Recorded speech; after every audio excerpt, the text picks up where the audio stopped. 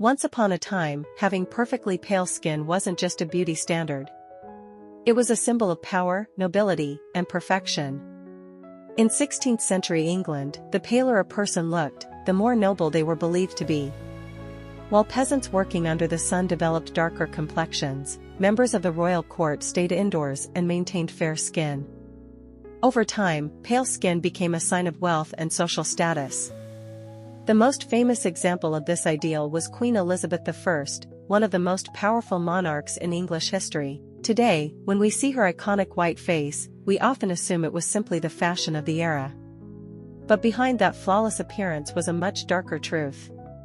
The main ingredient in the makeup the Queen applied to her face every single day was lead. And that wasn't the only poison she used. To color her lips, she relied on cosmetics containing mercury. Even the products she used to remove her makeup often contained mercury as well. In other words, in the pursuit of beauty, she was unknowingly poisoning herself day after day. But why did she do it? The answer goes back to a terrible illness she suffered years earlier.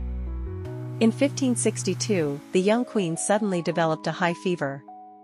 Before long, all the symptoms pointed to smallpox. At the time, contracting the disease was almost a death sentence. For days, members of the royal court believed Elizabeth would not survive. But then something unexpected happened. The queen lived. However, the disease left her with a permanent reminder. Deep scars across her face caused by smallpox. Today, these might seem like ordinary scars. But in the 16th century, flaws on a monarch's face were more than just a cosmetic issue. Many people believed that a person's appearance reflected their character, and even God's judgment of them. Scars on a queen's face could easily be seen as a sign of weakness. Elizabeth understood this. As a female ruler, she was constantly criticized and compared to male monarchs. That meant she had to appear flawless every time she stood before her people. This is where the most popular cosmetic of the time entered the picture. It was called Venetian ceruse. Its main ingredient was white lead. Lead was mixed with vinegar to create a thick white paste. When applied to the face, it gave the skin a smooth, porcelain-like appearance. The scars left behind by smallpox seemed to disappear, allowing the queen to appear flawless once again. But there was one terrifying truth that almost no one knew. This miraculous cosmetic was, in reality, a slow-acting deadly poison. As the years passed, the damage became impossible to hide. Lead didn't just remain on the surface of the skin. It was slowly absorbed into the body. Over time, it caused hair loss, damaged the nervous system, weakened the skin, and gradually poisoned internal organs.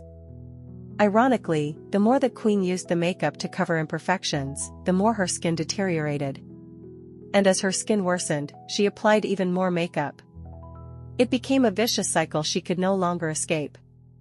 Some historians believe that, toward the end of her life, the layer of white makeup on Elizabeth's face was nearly a centimeter thick. Her face had become a mask. According to several accounts, servants were reportedly forbidden from touching or disturbing the makeup. Whenever cracks appeared, fresh layers were simply painted over the old ones. The illusion of perfection had become more important than reality itself. Lead poisoning may also have affected her overall health. In her later years, Elizabeth suffered from severe headaches, memory problems, mood swings, and periods of physical weakness. While historians cannot say with absolute certainty that lead was responsible for all of these symptoms, modern medical experts agree that long-term exposure to lead can cause exactly these kinds of problems. Queen Elizabeth I died in 1603 at the age of 69. The exact cause of her death remains uncertain. But one thing is clear. The makeup that made her appear powerful and flawless may also have contributed to the slow decline of her health. Perhaps the greatest irony is this: the very product that symbolized beauty, royalty, and perfection was quietly destroying the woman who wore it. History is filled with beauty trends that seem shocking today. But few are as tragic as the story of Queen Elizabeth I. A queen who survived one of history's deadliest diseases, only to spend decades unknowingly poisoning herself in the pursuit of perfection. And Elizabeth wasn't the only one. For decades, Venetian ceruse remained one of Europe's most popular beauty products. Noblewomen across England, France, and Italy copied the queen's appearance, believing that the whiter the skin, the higher the status. Few realized that the very cosmetic promising beauty was silently damaging their bodies. It would take centuries before scientists fully understood just how dangerous lead really was. By then, countless people had already been exposed. Today, lead is recognized as one of the most toxic substances for the human body, and its use in cosmetics has been banned in most countries. Yet the story of Queen Elizabeth I remains a powerful reminder of how far people are willing to go in pursuit of beauty. What was once considered the ultimate symbol of perfection is now remembered as one of history's deadliest beauty trends. Sometimes, the most dangerous poisons don't look dangerous at all. They look beautiful. But what makes Elizabeth's story even more remarkable is that she was not simply following a beauty trend. She was creating an image. During her reign, appearance became a powerful political tool.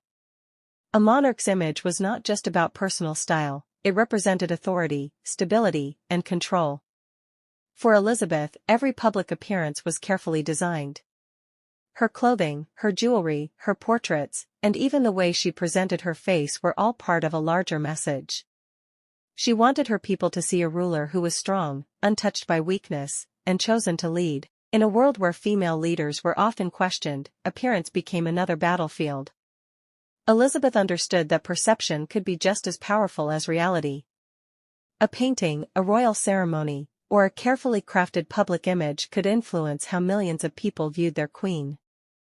This is why portraits of Elizabeth from the later years of her reign often showed an almost timeless version of her. Artists removed imperfections, emphasized her pale complexion, and created an image that represented power rather than ordinary human aging. The result was a carefully constructed legend. A queen who appeared forever young. A ruler who seemed almost impossible to defeat. But behind that image was a very human story. Like everyone else, Elizabeth experienced illness, aging, and the pressure to meet society's expectations. Her story reveals something that remains true even today: beauty standards are never just about appearance. They are shaped by culture, politics, wealth, and the values of the society that creates them. What people once admired can later become something they question. The white face of Elizabeth I became one of the most recognizable images in history. Perfection hides a darker truth behind the perfect image forever.